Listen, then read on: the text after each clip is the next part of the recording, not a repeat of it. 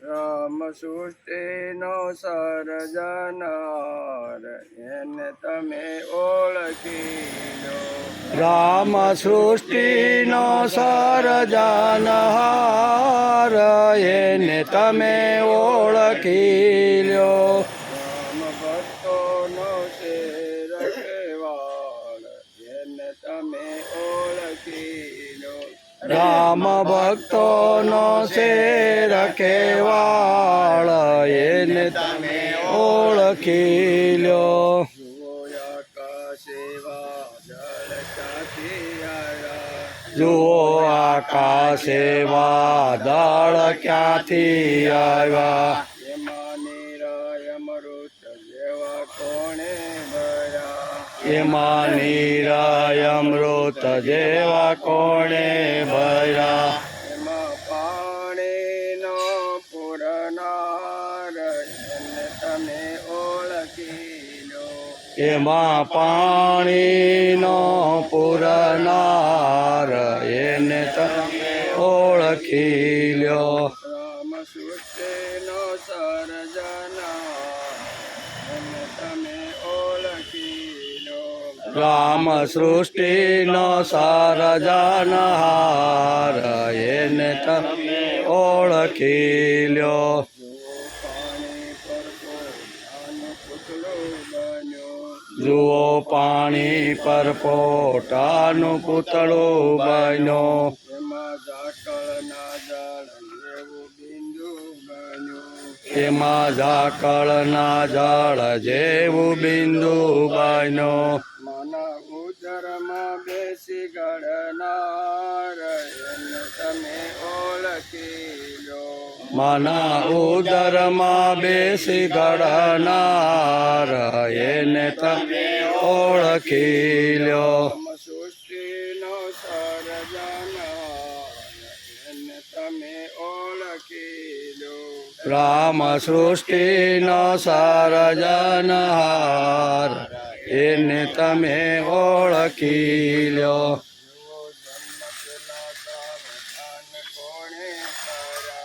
જુઓ જન્મ પેલા સાવધાન કોણે કર્યા. જુઓ જન્મ પેલા સાવધાન કોણે કર્યા.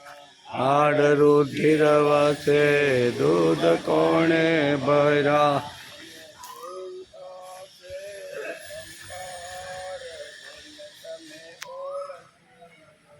એને ચિંતા છે આ પરમ પાર તમે ઓળખી લ્યો.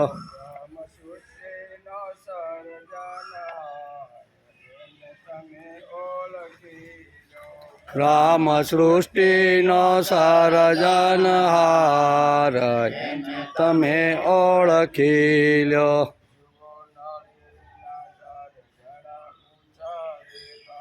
જુઓ નાળિયેરીના ઝાડ ઘણા ઊંચા દેખાય.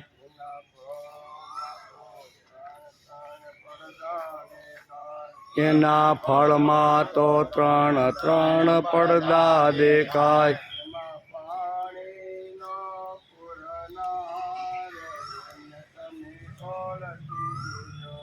એમાં પાણીનો પૂરનાર એને તમે ઓળખી લ્યો.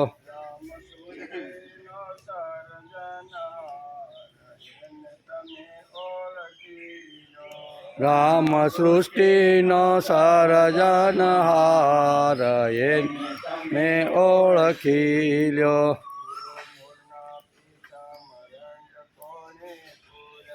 જુઓ મોરના પીસામાં રંગ કોણે પૂરા.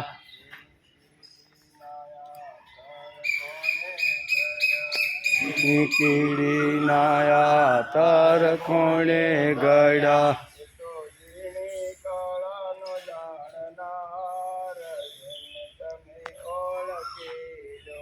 એ તો ઝીણી કળાનો જાણનાર તમે ઓળખી લ્યો.